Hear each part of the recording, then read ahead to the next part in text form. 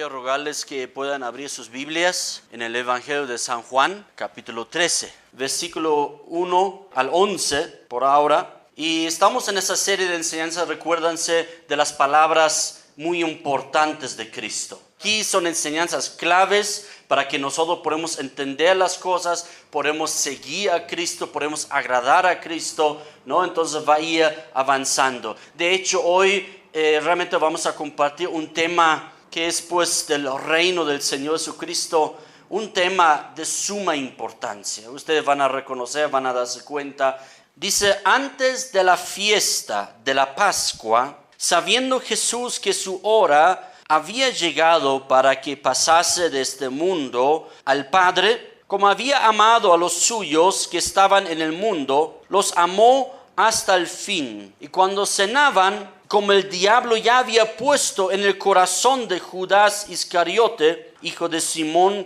que le entregase, sabiendo que Jesús, que el Padre le había dado todas las cosas en las manos, y que había salido de Dios y a Dios iba.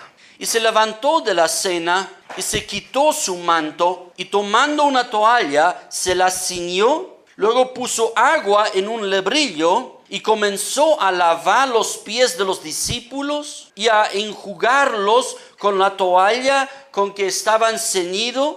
Entonces vino Simón Pedro y Pedro le dijo, Señor, ¿tú me lavas los pies? Respondió Jesús y le dijo, lo que yo hago, tú no lo comprendes ahora, mas lo entenderás después. Pedro le dijo, no me lavarás los pies jamás. Jesús le respondió, si no te lavare, no tendrás parte conmigo. Le dijo Simón Pedro, Señor, no solo mis pies, sino también las manos y la cabeza. Y Jesús le dijo, el que está lavado no necesita sino lavarse los pies, pues está todo limpio, y vosotros limpios estáis, aunque no todos. Porque sabía quién le iba a entregar. Por eso dijo, no estáis limpios todos. Amén.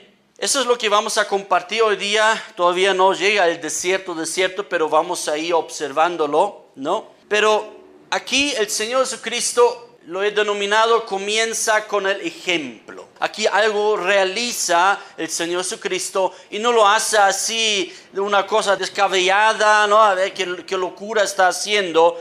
Nos damos cuenta que Pedro realmente entendió muy poco, posiblemente los discípulos también, y los que han visto mi publicación, Jesús incluso pregunta, ¿no? ¿Entendéis lo que yo os he hecho, lo que estoy haciendo? ¿Están entendiendo ustedes?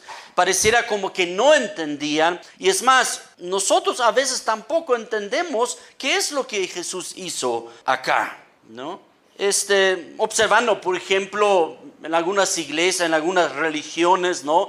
Practican el lavar los pies, ¿no? Bueno, de por sí no es malo, pero no es eso lo que Jesús ha querido decirnos. Nos vamos a observar dónde realmente el Señor Jesucristo apunta, porque lo explica. Este acontecimiento de lavar los pies a sus discípulos, Jesús lo explica. Entonces no hay nada más que dar vueltas. En el mismo contexto vamos a observar eso. Jesús mismo explica qué es lo que ha pasado. No es para que nosotros ahorita también, vamos a lavar los pies. A veces hacemos esas cosas un poquito religiosamente, ¿sí o no? No, es otro punto lo que aquí Jesús está enseñándonos. Pero vamos por partes. Aquí dice la palabra, estaba antes de la fiesta de la Pascua. Es decir, realmente muy cerca. ¿Se recuerdan? La semana anterior hemos estado una semana antes de la fiesta de la Pascua. Ahora ya había llegado, estaba ya a punto de comenzar la fiesta de la Pascua, o era el primer día de la fiesta de la Pascua. Aquí dice en el versículo 1, ¿por qué Jesús ha festejado esta cena con sus discípulos? En primer lugar, dice aquí en el versículo 1 al final, porque los amó hasta el fin. La cena, la última cena aquí, es antes de la muerte de Jesús, es la mayor expresión de su amor hacia sus discípulos. Vayamos a Lucas 22:15, también la última cena, el mismo acontecimiento por si acaso. En Lucas 22:15 también ocurre la cena del Señor. Y aquí dice el Señor Jesucristo, cuánto he deseado comer con vosotros esta Pascua antes que padezca. No solamente amó Jesús a sus discípulos de una manera formal, no, bueno, yo tengo que amarlos, ni modo, digamos, no, sino realmente los ha deseado con ansia, realmente ha querido a sus discípulos, realmente estaba muy feliz, muy contentos que sus discípulos le habían acompañado durante 3 años y medio, ¿sí o no? Jesús los amó desde el comienzo que Él llegó hasta el fin, hasta el final. Y ahí muere Jesús por ellos, por nosotros, por Él también, ¿verdad? Aquí es importante, ¿por qué esta cena? Por eso algunos lo llaman también ágape, porque es cena de amor, es cena de la expresión del amor de Dios. Pero vamos a aprender hoy día no solo la cena del Señor, la última cena del Señor. Aquí Jesús lo llama la Pascua, de comer el cordero de la Pascua. Efectivamente comieron un cordero preparado, etcétera, etcétera. La base de esto aquí es porque los ha amado hasta el fin, porque ha deseado Jesús celebrar esta Pascua con sus discípulos.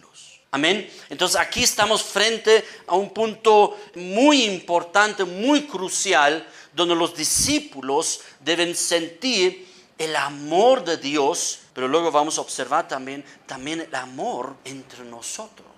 Pero vamos por parte. ¿Qué es la Pascua? Bueno, me pareció bien, en la introducción, antes de orar, hemos leído la base de la Pascua, es decir, en el libro de Éxodo capítulo 12, ¿no? Hemos leído cómo Dios coloca la Pascua en el pueblo de Israel, que ellos deben celebrar. De hecho, el pueblo de Israel debía celebrar, y me expreso muy conscientemente, quiero que sepan eso. Dios había dado al pueblo de Israel 3 fiestas principales, que son las fiestas también de peregrinaje, es decir, donde realmente toda la tierra de Israel se vació prácticamente, porque todo el mundo, dile que está a tu lado, todo el mundo de Israel viajó a Jerusalén para celebrar estas 3 fiestas en Jerusalén, en el templo. Todo Israel, por ley, debía viajar a Jerusalén. De hecho, debía festejarse estas fiestas en Jerusalén. Entonces, si hoy día festejan algunos, por ejemplo, tabernáculo, qué sé yo por lo menos diría, bueno, sé consecuente. ¿Sí o no? Sé consecuente, anda, porque la palabra dice en Jerusalén hay que festejar. No hay en cualquier lugar, ¿no? Pero bueno, dejamos eso a un lado. Lo importante es que hay 3 fiestas. Uno es la fiesta de Pesaj, que nosotros llamamos Pascua en castellano, que es el Pesaj o el Pesaj. Luego hay otra fiesta, la segunda fiesta es el Shavuot, que es la fiesta de las semanas o la fiesta de Pentecostés. En esta fiesta de Shavuot se celebra cuando Dios había dado al pueblo de Israel la ley de Dios, su ley, la ley de Moisés. Esto celebran ellos y en Jerusalén también. Tenían que festejar la Pascua en Jerusalén y también la fiesta de Shavuot debían celebrar en Jerusalén y era la entrega de la ley. Es interesante la comparación que hace el Nuevo Testamento, los apóstoles, el Señor Jesucristo. Recordemos bien al pueblo de Israel que le fue entregado en el día de Pentecostés, 50 días después de la Pascua, que había sido entregado al pueblo de Israel. La ley de Moisés, ¿no? Y a la iglesia del Señor Jesucristo, ¿qué fue entregado ese día de Pentecostés, ese día de Shavuot? ¿Qué nos fue entregado ese día? No la ley, sino el Espíritu Santo. Ahí hay una gran diferencia entre Israel y la iglesia. ¿Me explico? Una gran diferencia, ¿no? En el Israel que estaba sometido a la ley de Moisés y nosotros que somos guiados por el Espíritu Santo, por la ley del Señor Jesucristo y aún por la ley del Espíritu, dice la palabra, ¿no? Entonces, eso es, creo que vale la pena decirlo en esta mañana. Y hay una tercera fiesta, que es la fiesta de Sukkot, que es la fiesta de los tabernáculos, donde otra vez es un peregrinaje,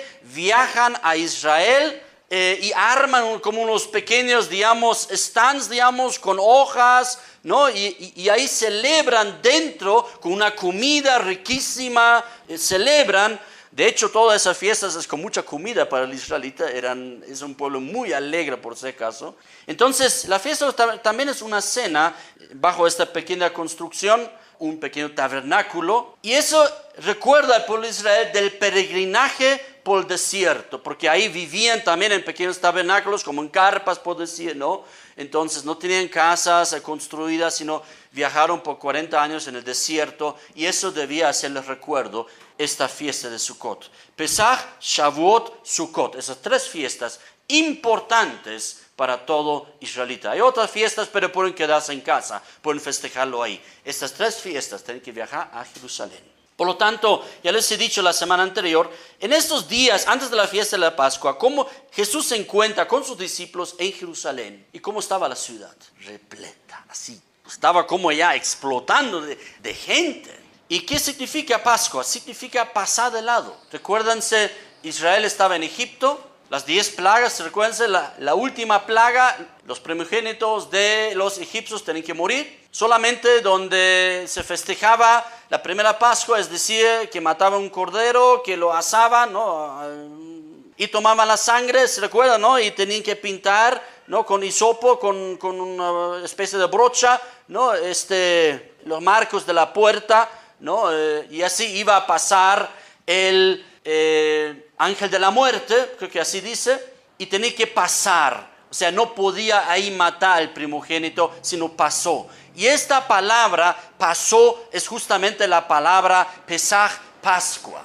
Justamente significa eso, que había pasado por alto estas casas donde había la sangre del cordero. Y eso también nos hace recuerdo a nosotros que también Cristo nos ha lavado con su sangre. Por eso viene ya el reino de Dios y la bendición de Dios a nuestras vidas. Es decir, persona que no ha sido lavada con la sangre de Cristo no puede esperar la bendición de Dios, no puede esperar la presencia de Dios en su vida. Tiene que ser una persona que ha sido lavada con la sangre de Cristo. Aquí vamos a verlo también. Era el mes de Abib. Hemos escuchado eso también, que posteriormente ha sido nuevamente dado un otro nombre, el mes de Nisan. Esta fiesta de Pascua se realizaba 7 días. Claro, porque si tenían que viajar desde lejos, desde el norte de Israel, desde el sur de Israel, viajar hasta Jerusalén, no valía la pena solamente por un día. Por eso dice la palabra, 7 días lo festejarán, y así las otras fiestas igual. Tienen que comer el cordero asado, como hemos escuchado.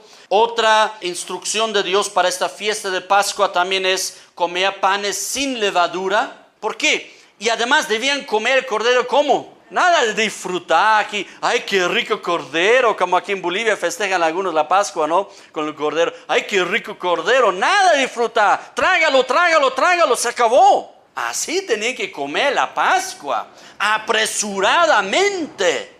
Lo mismo también, ¿por qué panes sin levadura? Claro, porque si tú leudas la masa, tienes que esperar, ¿sí o no? No había tiempo, tienen que escaparse de la tierra de Egipto. Por lo tanto, tienen que comer rápido el cordero. Y los panes no tenían tiempo para dejarlo leudar. Panes sin levadura, así como galleta tienen que comer. Y rápido, dile a que está a tu lado, rápido tienen que comer.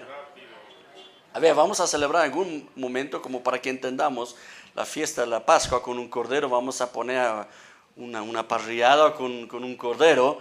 Y el pastor le va a decir, bien, aquí tienen, coman rápido ahora.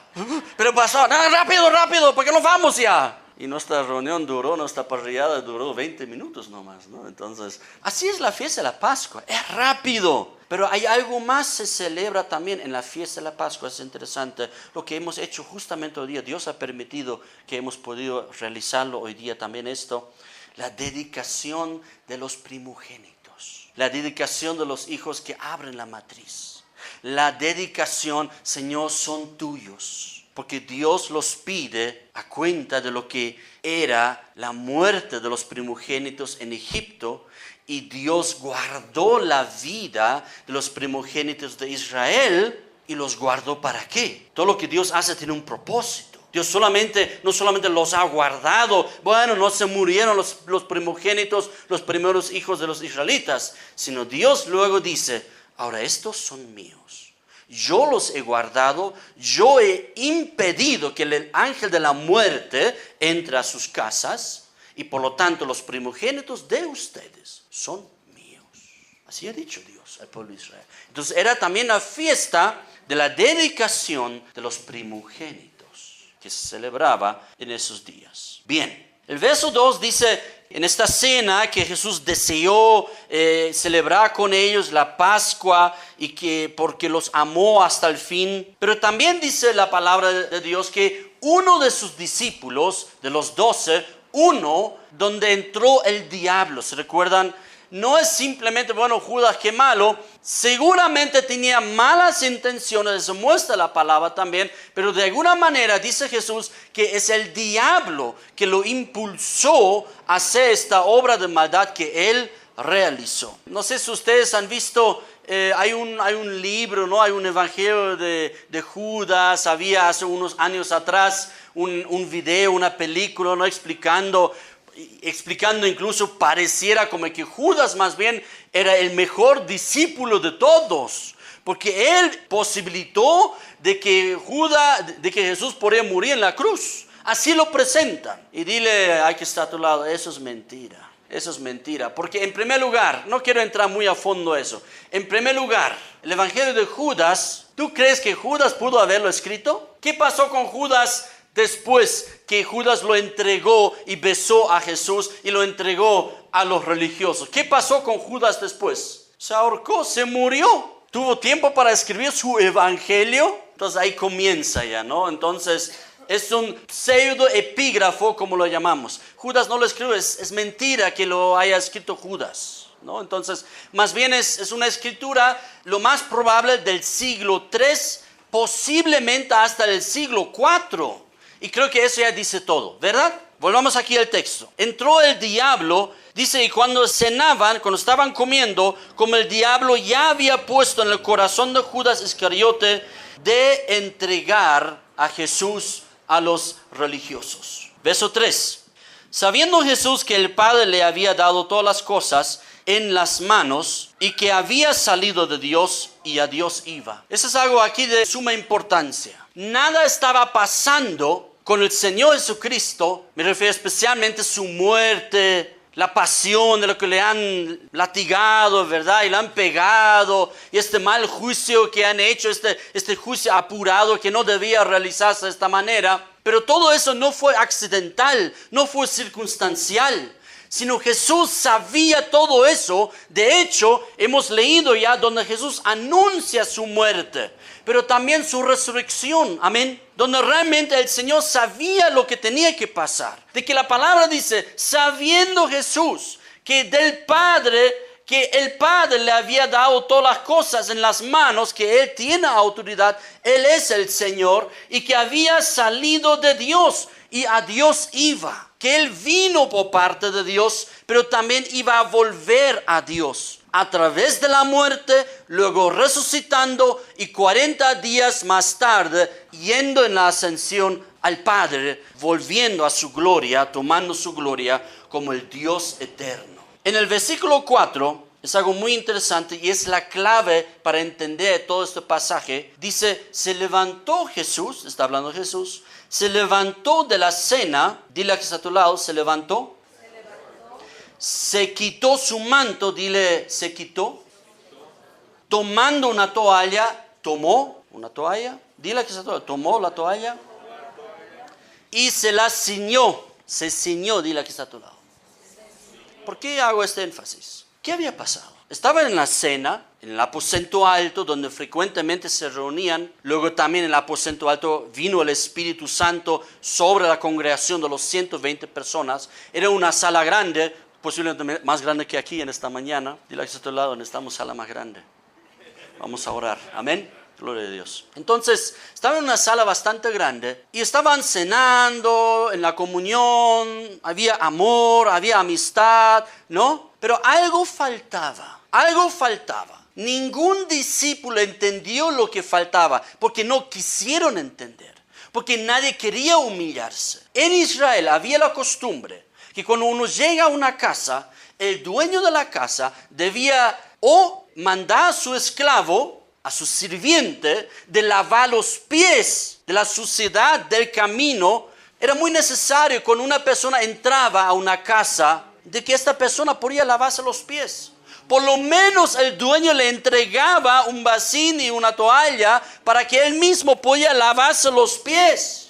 Pero los que tenían más posibilidades, económicamente hablando, tenían sirvientes que lavaban los pies a sus visitas. Y aquí tenían una cena, ahí estaba el Señor Jesucristo y sus discípulos, y alguien llegó a tener la idea, oye, Juan, tus pies están hediondos.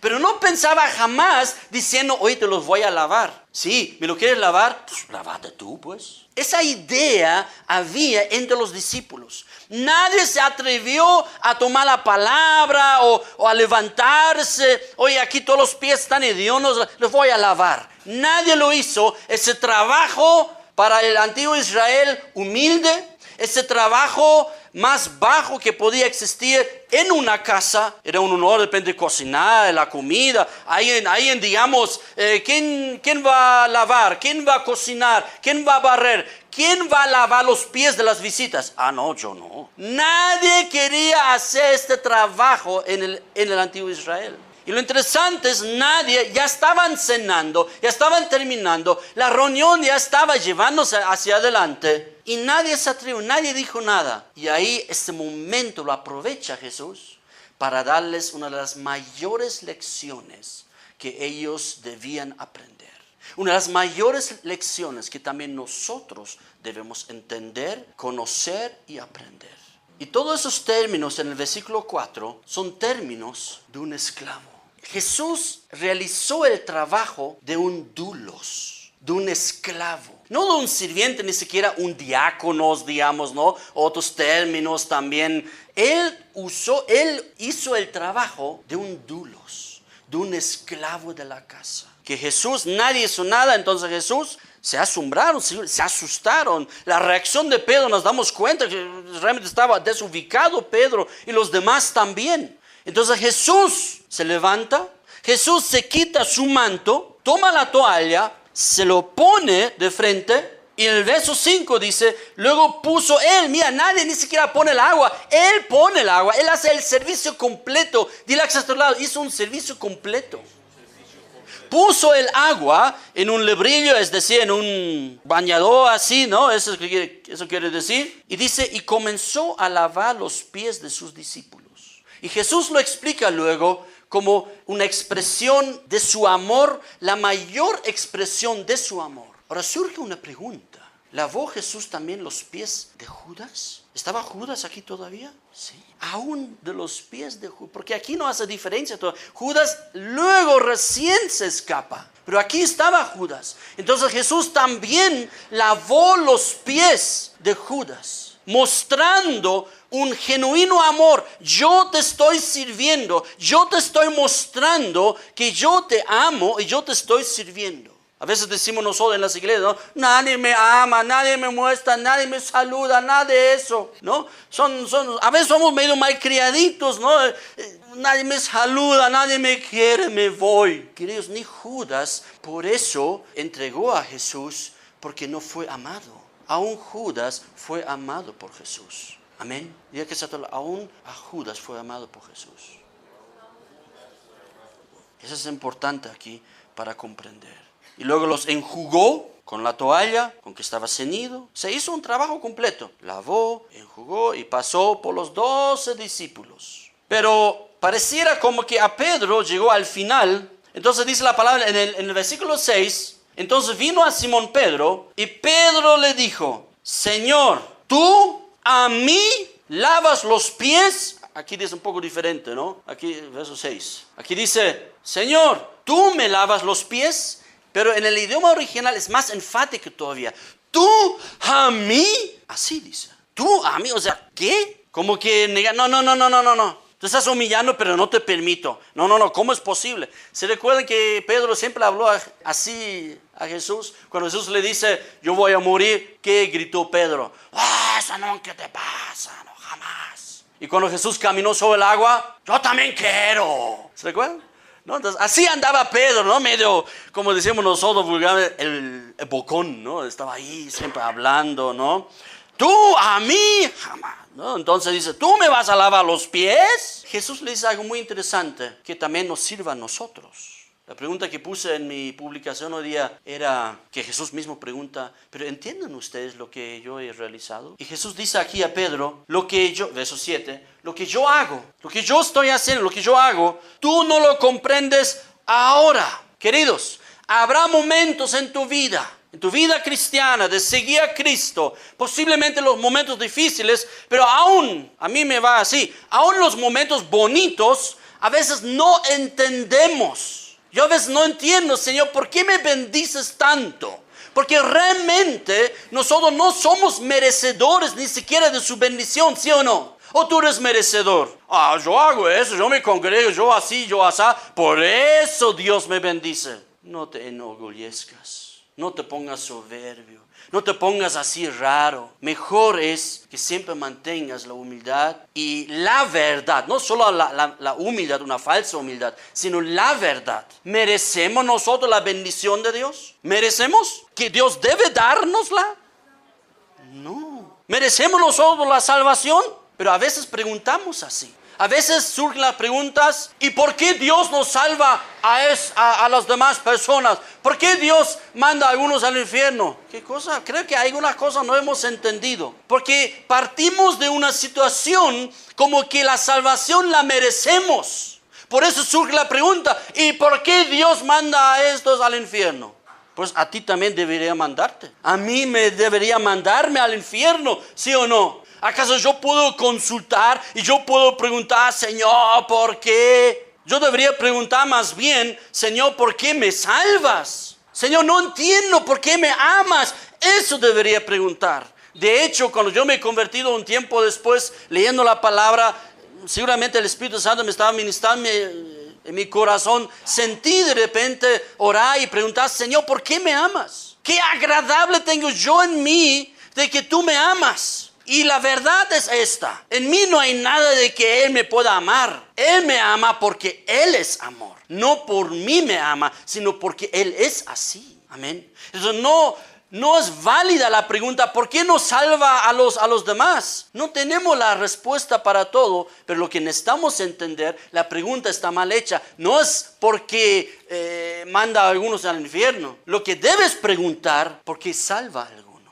Porque la palabra de Dios es bien clara de que nosotros, al haber nacido como pecadores con la naturaleza pecaminosa, ¿cuál es nuestro destino? En primer lugar, la muerte, y eso es real, pero también la separación eterna de Dios. Ese es nuestro destino, ese es lo normal cuando nacemos nosotros. Es lo normal que nosotros vayamos al infierno. Lo que Dios hace interrumpe la realidad en tu vida, en mi vida y a las vidas a las cuales tú puedes servir con hablarles el evangelio. Preguntamos nosotros, ¿por qué no se salvan todos? Te respondo, 1, porque no merecemos la salvación. Pero ¿sabes por qué no se salvan muchos? Porque tú has sido demasiado flojo para predicar el evangelio a las personas. ¿Me estoy explicando? Porque ¿cómo se salvan las personas? Por la predicación del evangelio, por oír el evangelio, por oír el mensaje de Dios. ¿Y a quién ha entregado Dios el mensaje del evangelio? ¿A las universidades? ¿Al gobierno? ¿A los colegios? ¿A las empresas? ¿A los clubs? ¿Al fútbol? ¿A quién ha entregado Dios de predicar el evangelio? A ver, mira que está a tu lado, a ti y a mí, ¿no? Dile que está, a mí. A mí me ha entregado el Señor, amén. A mí me fue entregado de predicar el evangelio. Tú no entiendes lo que está pasando ahora. Y eso pasa muchas veces en nuestra vida. Hay momentos que no entendemos, especialmente en los momentos difíciles. Tal vez ahora, más adelante, yo no sé qué va a pasar, ¿no? ¿Y por qué? Y Dios, el uno, o llega enfermedad en nuestras vidas, o perdemos el trabajo, y a veces hasta pensamos, pero yo te estoy sirviendo, yo es el uno, ¿por qué, Dios? ¿Por qué? ¿Has preguntado así algún rato? Yo lo he hecho, no sé si tú. ¿Por qué? ¿Sí o no? ¿No? Y como que detrás de ese por qué está como que no entendemos, ¿sí o no? Entonces eso está diciendo Jesús acá. Pedro, lo que ahora está pasando no estás entendiendo, pero más adelante vas a entender. Ten paciencia. Por eso el cristiano no es un positivista. No busca tener una mente positiva. Eso es del mundo y eso es de la nueva era, tener una mente positiva. Nosotros queremos llenarnos con la esperanza que Dios nos quiere colocar. No es lo mismo tener mente positiva y al final autoengañándose, ¿me explico? Y tener esperanzas, porque esperanzas tienen un fundamento que es la palabra de Dios, que es lo que Dios ha dicho, amén. La esperanza realmente espera y tiene paciencia porque Dios lo ha dicho. El pueblo de Israel es un pueblo de esperanza. ¿Saben cuánto tiempo el pueblo de Israel ha esperado que Dios pueda volver a cumplir su promesa? ¿Cuándo fue destruido y llevado a la diáspora el pueblo de Israel? ¿Se recuerdan? En el año 70 después de Cristo, destruido el templo por los romanos, y la resistencia se quedó hasta el monte, hasta la fortaleza de Masada que había construido Herodes, hasta el 76 después de Cristo más o menos. Pero de ahí terminó Israel y se acabó desde el 70 después de Cristo. Es decir, solamente 40 años después que Jesús murió. Y recién en el 1948, el pueblo de Israel volvió a su tierra. Y no por derecho, sino por promesa de Dios, por la esperanza. Y cada generación en generación ha estado hablando a sus hijos: hijo, hija, acordate, un día Dios nos va a volver a nuestra tierra. Un día nos va a volver a nuestra tierra. Es como si yo dijera a mi hijo Ezequiel y la Priscila: Ezequiel, una esperanza que Dios nos ha dado es volver a la tierra prometida. Pero no pasa nada, ni en mi vida, ni en su vida. Pareciera mentira, ¿no? Pero ¿qué está encargado ahora Ezequiel? Ezequiel, tú a tus hijos también encargarles que Dios nos va a volver a nuestra tierra. Y en la generación de mis nietos tampoco se cumple. Ay, qué esperanza tonta, ¿no? Diríamos nosotros, ¿sí o no? Ay, ¿cuánto tiempo tengo que esperar? Y la siguiente generación, no te vas a olvidar, Dios nos va a volver. A la siguiente generación, no te vas a olvidar, los bisnietos, los tataranietos, no te vas a olvidar que vamos a regresar a la tierra que Dios nos ha prometido. Y ahí termina mi cuenta. ¿Qué viene después de tataranietos? ¿Tataranietos o cómo es? Ya perdemos la cuenta, ¿no? Etcétera, etcétera, etcétera. ¿Saben cuánto ha esperado Israel? Casi 2000 años, creo que por ahí 1900 años ha esperado Israel. A veces nosotros nos desesperamos, ¿no? Hablamos también de una esperanza tremenda en Cristo. ¿Cuál? Que Jesús va a volver, ¿sí o no? Jesucristo va a volver en su segunda venida. Ya, la iglesia está diciendo hace 2000 años. Exacto. Y no hay que perder la esperanza. Igual que el pueblo de Israel no ha perdido la esperanza de volver a la tierra prometida, así también nosotros no debemos jamás perder la esperanza. Cristo va a volver un día. Amén. Bien. ¿Qué le responde Jesús? Digo Pedro. El verso 7 dice: lo que yo hago ahora no lo comprendes, pero después lo vas a entender. ¿Qué responde Pedro? Es medio atrevido, ¿no? En castellano suena atrevido, pero en griego todavía más fuerte suena. Dice: no me lavarás los pies jamás. En griego dice algo similar como que, verso 8, ¿verdad? No. Nunca me lavarás jamás los pies. Nunca, dice. O sea, casi hay una maldición, oigan. Nunca, eso no va a pasar. Así Pedro habla acá. Quiero lavar tus pies, Pedro. No, Jesús está ahí esperando con su toalla. Ya pues, Pedro. No, jamás, Señor. Si yo fuera Jesús, ya entonces el siguiente, ¿sí o no? Pero qué paciencia, y especialmente con Pedro, ¿no? Tiene mucha paciencia, ¿sí o no? Bueno, hay una discusión aquí, lava los pies y también la cabeza, y ya viene también atrevido, ¿verdad? Y todo eso. Pero yo quiero llegar a otro punto, versículo 12. Así que aquí terminó Jesús, y dice: así que después que los hubo lavado los pies, tomó su manto, lo guardó, volvió a la mesa y les dijo: ¿sabéis lo que os he hecho? ¿Entienden ustedes? Y como dije al comienzo, mucha parte de la iglesia, gran parte de la iglesia, no entiende ni siquiera lo que estaba pasando acá. Se observa, por ejemplo, cuando se repite eso, ¿no? A ver, vamos a lavar los pies a los unos, a los otros, ¿no? Puede ser un bonito símbolo, pero no es más, ¿me explico? Lo que el Señor está apuntando aquí es a otra cosa. No es que empezamos también a realizar lo mismo, sino ahora explica a Jesús por qué lavó los pies a sus discípulos. ¿Entienden ustedes? Pregunta en el versículo 12. En el verso 13 llega al punto importante. Vosotros me llamáis, ¿cómo? Maestro y, qué importante. ¿Sabes qué entiende Jesús mismo?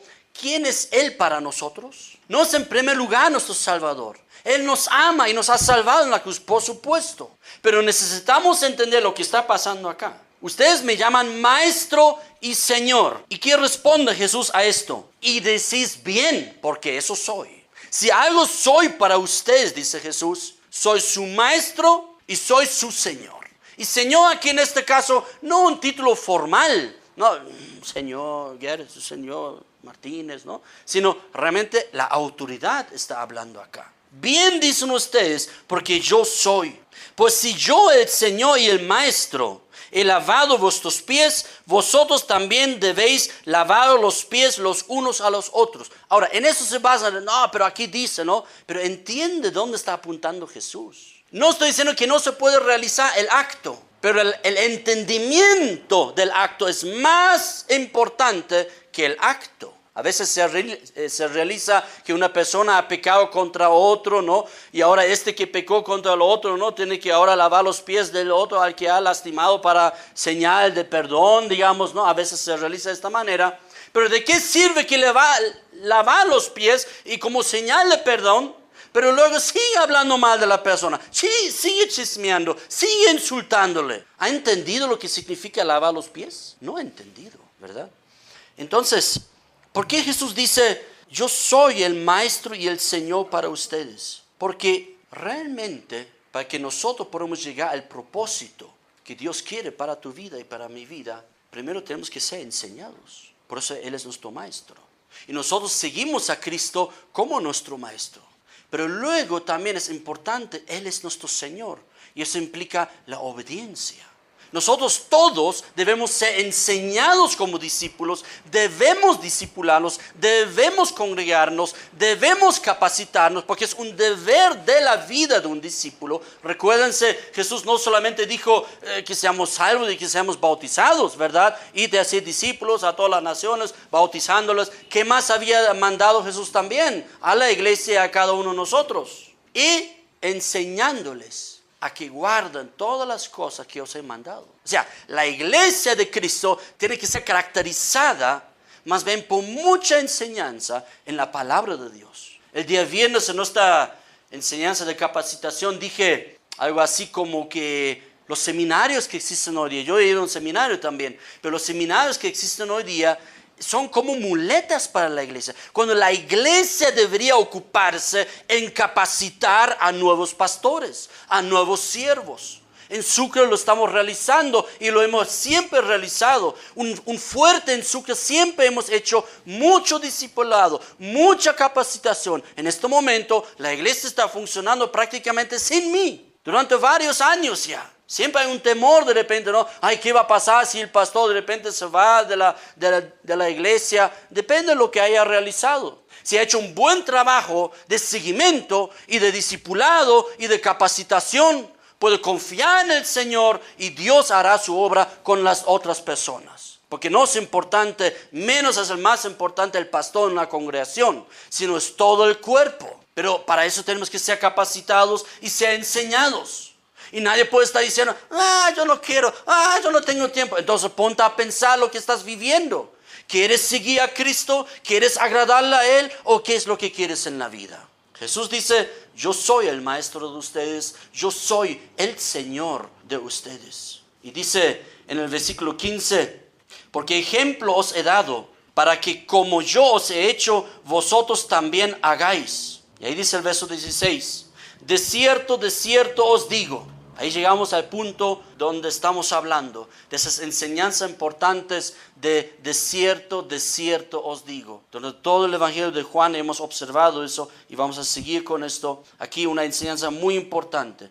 El siervo no es mayor que su Señor, ni el enviado es mayor que el que le envió. Si sabéis estas cosas, mira lo que dice Jesús. Bienaventurados seréis si las hiciereis. Es decir, el siervo no es mayor que su Señor. Aquí Jesús ha tomado la posición de esclavo frente a sus discípulos. Eso no se conocía en el antiguo griego clásico, que también Aristóteles, Platón y todos ellos hacían también discípulos, ¿no? Pero eso nunca se conocía, que un discipulador, un maestro, se humilla ante sus discípulos. Eso no existía. Pero aquí Jesús hace esto, mostrándoles, mira, este comportamiento tiene que haber en ustedes y lo tienen que saber. Y Jesús dice, si ustedes, verso 17, si ustedes lo saben, qué bueno. Nosotros sabemos muchas cosas, ¿sí o no? De repente nos congregamos y algunos años sabemos un montón de cosas, ¿no? Y aprendemos y todo eso, unos más, otros menos, sabemos mucho. Pero la pregunta es, ¿cuánto de lo que sabes vives? De eso vamos a ser juzgados por el Señor, no de lo que sabemos. Jesús dice, bienaventurados, bendecidos. Dile a que está a tu lado, bendecidos. Bendecidos quiere decir bienaventurados. ¿Cuándo? Seréis, si lo creyereis. ¿Eso dice? Si lo creyereis, si estás de acuerdo. ¿Eso dice? ¿Qué dice? Si las hiciereis. Si las hiciereis. A ver, para que podamos entender de qué está hablando Jesús acá. Hay otro evangelio, el de Lucas, vamos a Lucas 22, 24. Nos abre más la mente, ¿qué estaba ocurriendo? Todavía creo que nos quedamos aquí un poco, no, pero lavar los pies y el uno, el otro, ¿no? A ver, vayamos, ¿cuál era el problema? Jesús celebró la cena con sus discípulos porque ha querido hacerlo, porque los ama, amén. Pero hay un propósito que había. Había un problema entre los discípulos. Había una dificultad entre el grupo. Había una competencia en el grupo. Había algo, ¿quién es el mayor? ¿Se recuerdan? Y justamente en la última cena, el Señor Jesucristo responde a esta inquietud, ¿quién es el más grande? Y justamente con lavar los pies les está mostrando quién es el más grande. El que se humilla, el que hace el trabajo menos importante. El miembro del cuerpo de Cristo que pareciera menos importante, dice el apóstol Pablo en 1 Corintios capítulo 12, dice claramente, este miembro que nos parece a nosotros menos importante, debemos atenderlo más. Claro, nosotros hacemos al revés, ¿no? El miembro más importante, ¿no? El que mayor ayuda o qué sé yo, ahí no va. Pero el miembro menos importante, el más humilde, ahí debemos también servir, debemos apoyar. Amén. Vayamos a Lucas 22 para que ustedes vean que no estoy tomando el pelo acá, ¿no? Es el mismo momento. En sus casas pueden ver aquí el contexto, pero es la cena del Señor. Es la última cena. Ese es el contexto aquí. Lucas 22. Acabo de leer Lucas 22, verso 15, que decía, ¿cuánto he deseado comer esta Pascua con ustedes? ¿Se recuerdan? Y ya había unas explicaciones, ¿no? Él tomó el pan, tomó el vino, etcétera, etcétera. Y llega a este punto en el verso 24 de explicar la cena del Señor. No solamente secamente así como una repetición de la cena del Señor. Lo que es importante es esto. ¿Qué dice Jesús? Hubo también entre ellos, mientras estaban cenando, ¿qué había entre ellos? ¿Qué dice? Disputa, discusión, competencia, favoritismo. Sobre quién de ellos sería el más importante. Un grupo de 12 hombres. A ver, ¿quién será el más importante? Es la pregunta ahora. Bien, Jesús, tú vas a morir, tú te vas a ir, ¿no? ¿Y quién es el más importante acá? Señor, establécelo. ¿Y qué dice el versículo 25? Pero Él les dijo, los reyes de las naciones, ¿qué hacen? Se enseñorean de ellas.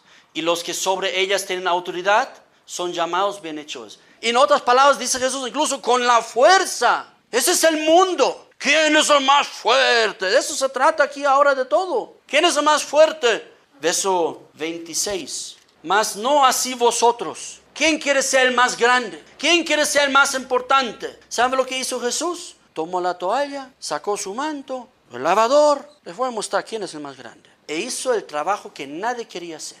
Hasta me imagino, tal vez Jesús preguntó, a ver, ¿quién aquí va a lavar los pies a los demás? Oh, no, el más joven Juan que haga, ¿no? Entonces, pero me imagino nomás, creo que no pasó así. Pero Jesús sí tomó ese trabajo humilde, ese trabajo que nadie quería hacer. Amén. Y ahí debemos pensar, ¿cómo servimos nosotros al Señor? Mas no así vosotros, sino el mayor entre vosotros será como el más joven, y el que dirige como el que sirve. Esa es la ley para la iglesia. En la iglesia no puede haber esa lucha de poder como hoy día existe.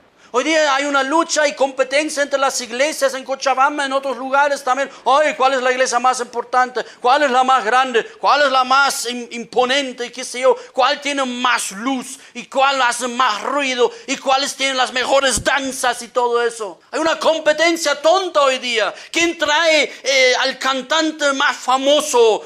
Nosotros hemos traído a este. Nosotros vamos a traer más. Y más gente y más y qué sé yo. No sé si ustedes sienten alguna competencia así. Jesús dice, sonceras. Dile a que está al lado, estamos haciendo sonceras. Así nosotros, ¿no?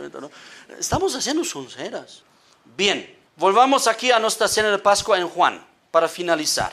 Hay mucho para decir todavía, pero quiero llegar a ese punto. Seguimos en la Pascua, en la cena, en la comida, que Jesús acaba de lavar los pies a sus discípulos.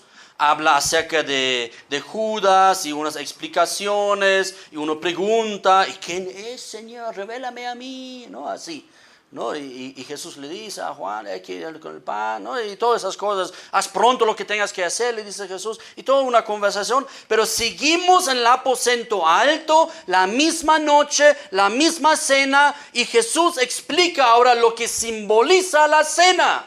Dile a que está a tu lado, la cena simboliza algo mucho más profundo de lo que nosotros simplemente te voy a lavar los pies. Algo mucho más importante, una actitud en el corazón y una acción con tu vida. Dice en el versículo 33, podemos leer, dice, hijitos, mira cómo les habla, ¿no? Con mucho cariño, con mucho amor, ¿no? Como lo que hemos visto, los ha amado hasta el fin, cuánto he deseado comer esta cena con ustedes, ¿no? Porque quería entregarles la última enseñanza. La más importante enseñanza quería entregarlos esta noche. Por eso dice, cuánto he esperado comer esta cena, porque tengo algo muy importante que hacer con ustedes, a demostrar a ustedes, dar ejemplo y a enseñarles algo. Amén. ¿Y qué es? Hijitos, aún estaré con vosotros, ¿cuánto? Un poco. Y este poco aprovecharé, en otras palabras. Me buscaréis, pero como dije a los judíos, así os digo ahora a vosotros, donde yo voy, vosotros no podéis ir, es decir, a la cruz. Pero hay algo muy importante, en este momento clave de la última cena, de lavar los pies a los discípulos, enseña a Jesús lo siguiente. Ese es el contexto, esa es la idea donde tenemos que llegar. ¿Qué es? Un mandamiento nuevo os doy, que os améis unos a otros. ¿Qué había en sus corazones? ¿Quién es el más grande? ¿Quién es el mayor? ¿Quién es el más importante? ¿Y Jesús qué dice? Un mandamiento nuevo os doy. Si os améis unos a otros como yo os he amado. ¿Cómo he amado? Miren, hasta me he hecho esclavo de ustedes. Así os he amado. Amén. No nos gusta eso, ¿no? Yo sé que no estoy hablando aquí. ¡Ay, qué gloria! ¡Ay, este pastor gringo alemán! ¡Wow! Yo sé que yo no hablo así, yo no predico cosas que agradan al oído. Eso hacen otros. Los falsos, dile así. Sí, así dice Pablo, para comezón de oír, ¿sí o no? Aquí tenemos que escuchar lo que realmente para transformar nuestras vidas. Yo quiero transformar mi vida. ¿Tú también quieres transformar tu vida? Yo quiero, ¿no? ¿Amén? ¿Amén o no? Miren, que os améis unos a otros como yo os he amado. Que también, repite Jesús, os améis unos a otros. Y mira lo que aumenta Jesús ahora. En esto conocerán todos que sois mis discípulos, si tuviereis amor los unos con los otros.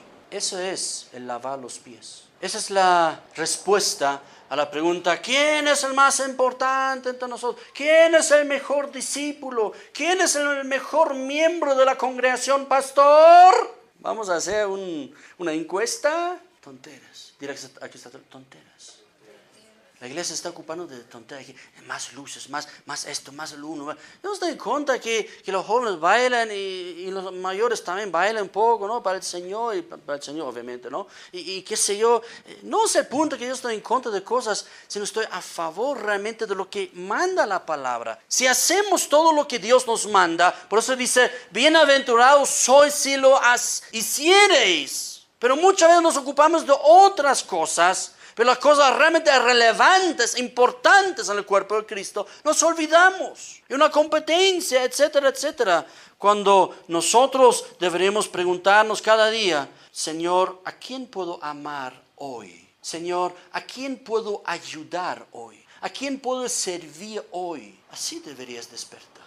Amén. Hemos compartido en las iglesias en casa 2 conceptos de iglesia que están muy claros, manifestados en la palabra del Señor, que la iglesia existe para 2 propósitos, muy definidos, muy claros. En primer lugar, el primer propósito, cuando llegamos al cuerpo de Cristo, cuando el Espíritu Santo nos coloca en el cuerpo de Cristo, ¿qué dice la palabra? Que nosotros recibimos apoyo, recibimos ayuda y recibimos servicio. Nos enseña la iglesia, etcétera, etcétera. Para eso sirve en primer lugar la iglesia. La iglesia que nos apoya, la iglesia que me sirve, la iglesia que puede ayudarme a transformar mi vida. Para eso está la iglesia. Si una persona dice, no, yo no me congrego, entonces no estás entendiendo lo que es iglesia. En primer lugar, la iglesia es para que te puedas servir. Yo he venido aquí a Cochabamba para servir, para apoyar, para ayudar. Yo me alegro que cuando hay discípulos me dicen, pastor, lo uno, lo otro, por favor, podemos hacer algo, podemos orar, por lo menos, ya, con mucho gusto, etcétera, etcétera. Primer propósito de la iglesia. Segundo, luego, después que ya he sido ayudado, se me ha servido, se me ha levantado como hijo de Dios, ¿qué me toca ahora? Me voy. Esta iglesia no me gusta. Esta iglesia así. Hacemos eso, ¿sí o no? Nos quejoneamos todo el tiempo. En Facebook leemos mucho de eso, ¿sí o no? Todo el tiempo. Yo siempre digo, ¿y tú qué haces? Quejarse es fácil. Reclamar es sencillo. Poner el dedo ahí, pastor, los hermanos, ¿Y tú qué haces? Segundo punto, lo que es la iglesia es donde yo puedo apoyar, donde yo puedo servir. ¿A quién puedo servir yo? ¿A quién puedo apoyar yo? ¿A quién puedo ayudar para que pueda conocer al Señor? No de una manera orgullosa, de una mejor posición. Yo soy líder aquí. Llámame presidente de la junta tal. Llámame pastor. Llámame tal. ¿Cómo que hermanito? Soy apóstol. ¿Escuchas las cosas tonteras? Ya van a llegar. Los arcángeles ya van a llegar. Y después ya no sé a dónde van a llegar. Dirán, dígame yo soy. Yo no sé. Pero el Señor no nos ha enseñado así. El Señor nos ha enseñado que os améis los unos a los otros. Y el amor no es un amor. Te amo, querido hermano. Hasta rima, ¿no? Te amo, querido hermano. Hay canciones incluso, ¿no? Que nos ministramos. Te amo, querido hermano. ¡Qué lindo! Pero ¿saben cómo se expresa el amor?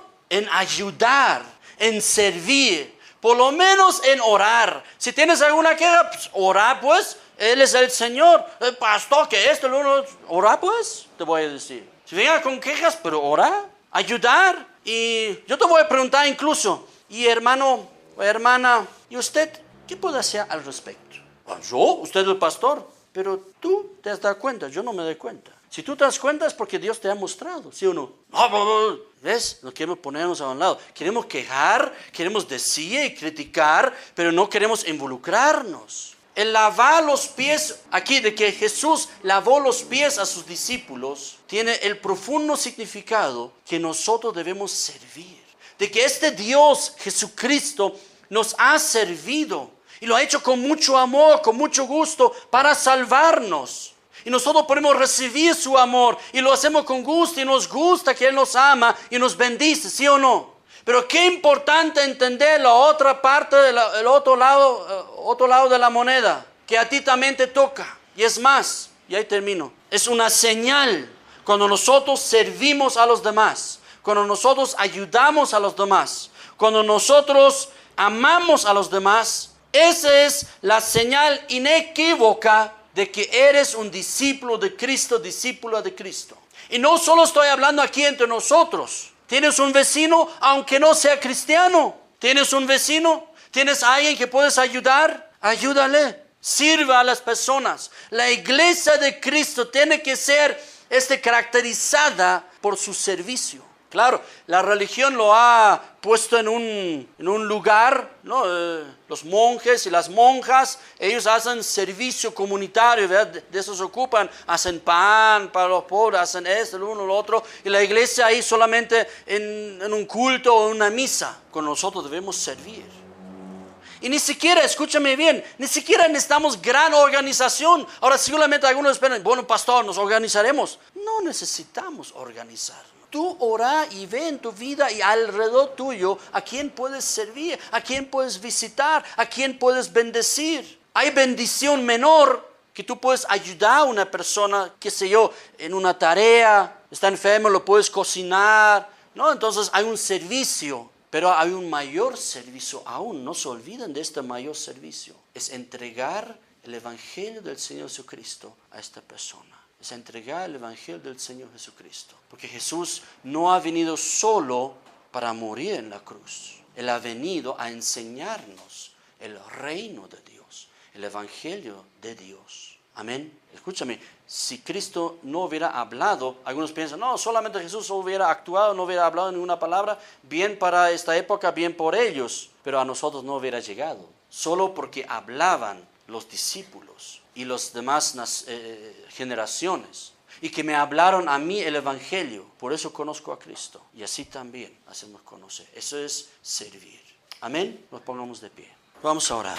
Oh, Señor, te damos muchas gracias mañana por este nuevo desierto os digo, el siervo no es mayor que el Señor. Y eso queremos entender, Señor.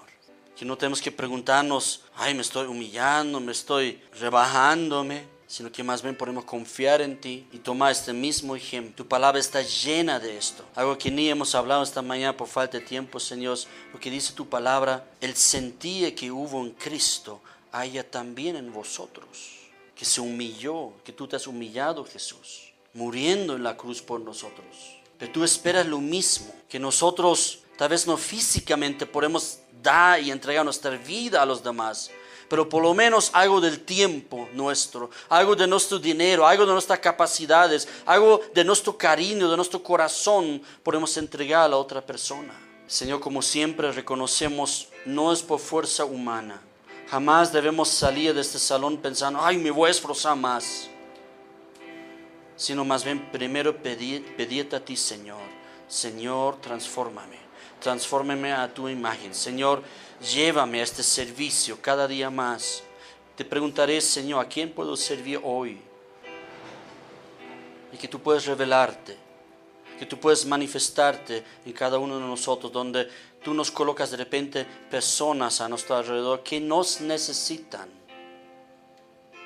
O personas que sabemos que necesitan ayuda y te necesitan a ti. Y queremos ir a ayudar en la cosa común, pero también queremos ir a ayudar a que puedan conocerte, Señor. Y lo haremos con amor, con paciencia, con esperanza, nada con presión. Así queremos hacer tu obra, Señor.